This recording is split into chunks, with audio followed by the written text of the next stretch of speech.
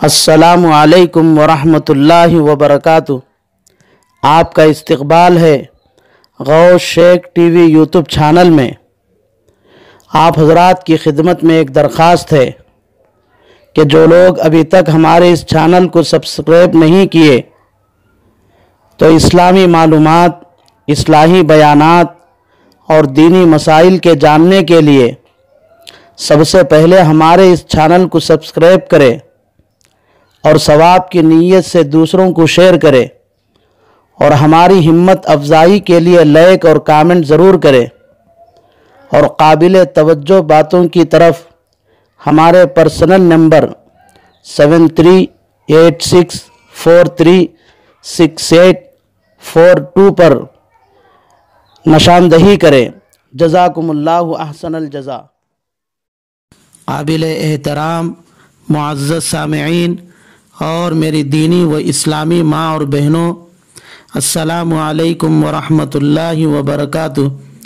ماہ محرم الحرام اپنے فضائل اور برکات کی وجہ سے وہ اپنی مثال آپ ہے، کیونکہ تاریخ اسلامی کے کئی واقعات اسی مہینے میں پیش آئے ہیں جن کا یاد رکھنا ایک کامل ایمان والے کے لیے بے حد ضروری ہے۔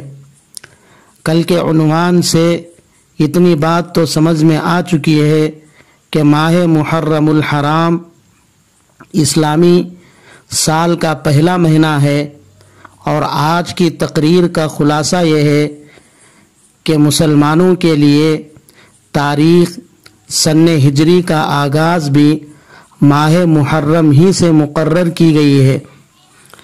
مسلمانوں کے لیے باقاعدہ کوئی تاریخ کا حساب متعین نہیں تھا، بلکہ عرب میں کچھ واقعات مشہور تھے، جیسے جنگ فجار، عام الفیل وغیرہ۔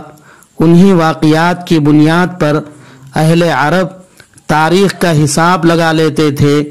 اسی طرح مسلمانوں کے لیے بھی باقاعدہ طور پر تاریخ کا کوئی حساب متعین نہیں تھا، بلکہ عام طور پر مسلمان حضور اکرم صلی اللہ علیہ وسلم کی نبوت اور آپ صلی اللہ علیہ وسلم کے آخری حج وغیرہ سے تاریخ کا حساب کر لیتے تھے۔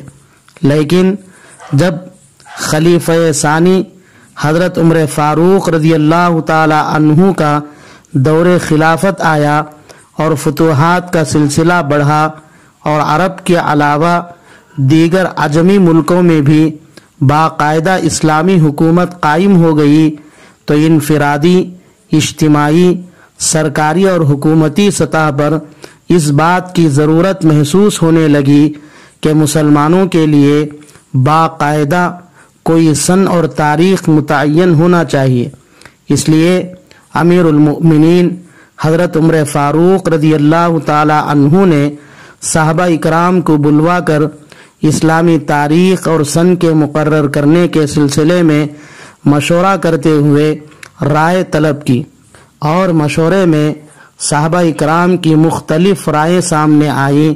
کسی نے کہا اسلامی تاریخ کی ابتدا آپ صلی اللہ علیہ وسلم کی یوم پیدائش سے کی جائے، کسی نے کہا اسلامی تاریخ کی ابتدا نبوت سے کی جائے، کسی نے کہا اسلامی تاریخ کی ابتدا ہجرت سے کی جائے، اور کسی نے کہا اسلامی تاریخ کی ابتدا آپ صلی اللہ علیہ وسلم کی وفات سے کی جائے۔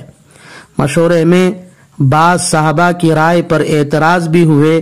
بالآخر اسلامی تاریخ اور سن متعین کرنے کے بارے میں صحابہ اکرام کی رائے اور گفت و شنید کے بعد حضرت عمر فاروق رضی اللہ تعالی عنہ نے مجلس میں شریک تمام صحابہ کے اتفاق سے اسلامی تاریخ کی ابتدا سن ہجری سے ہونا طے فرمایا۔ چونکہ آپ صلی اللہ علیہ وسلم ہجرت محرم الحرام میں کی تھی، اس لیے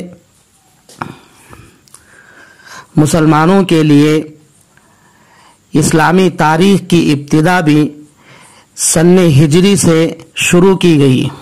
اس طرح حضرت عمر فاروق رضی اللہ تعالی عنہ کے خلافت کے زمانے میں مسلمانوں کے لیے مستقل طور پر باقاعدہ سن ہجری سے اسلامی تاریخ کا آغاز کیا گیا، اور وہ سن ہجری بھی یکم محرم الحرام ہے۔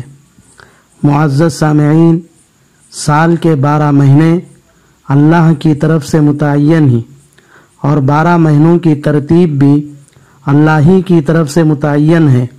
البتہ تاریخ اور سال معلوم کرنے کے لیے اللہ تبارک و تعالی نے جس طرح چاند کو نشانی اور علامت قرار دیا ہے، اسی طرح سورج کو بھی تاریخ اور سال معلوم کرنے کی علامت اور نشانی بتایا ہے۔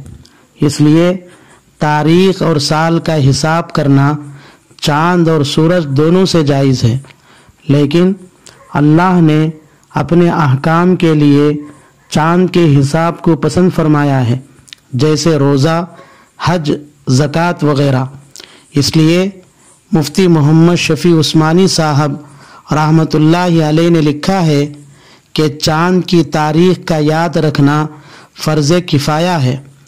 اگر چاند کی تاریخ کسی کو بھی یاد نہ ہو تو سب گنہگار ہوں گے۔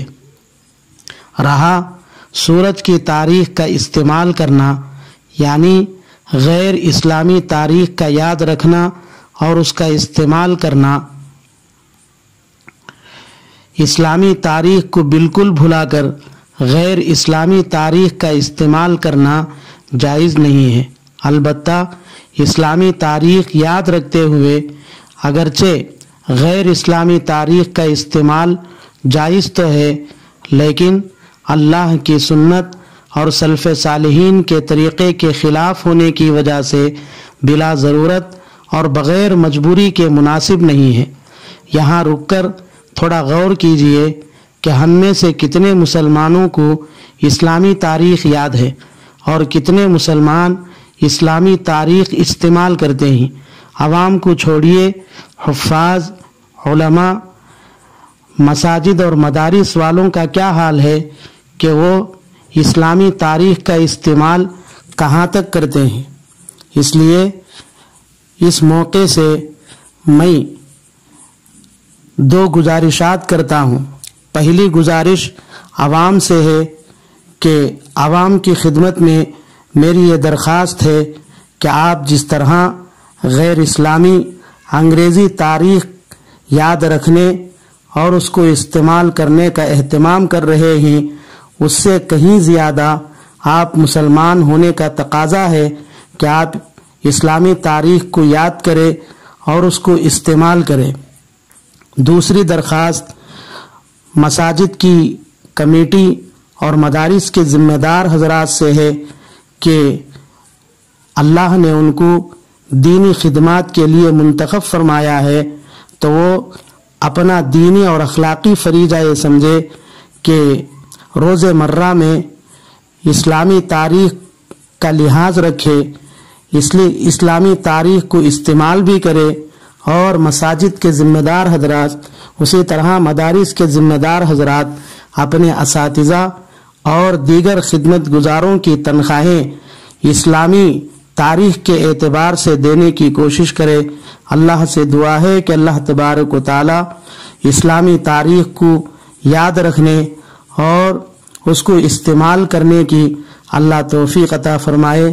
آمین۔ وآخر دعوانا ان الحمد للہ رب العالمین۔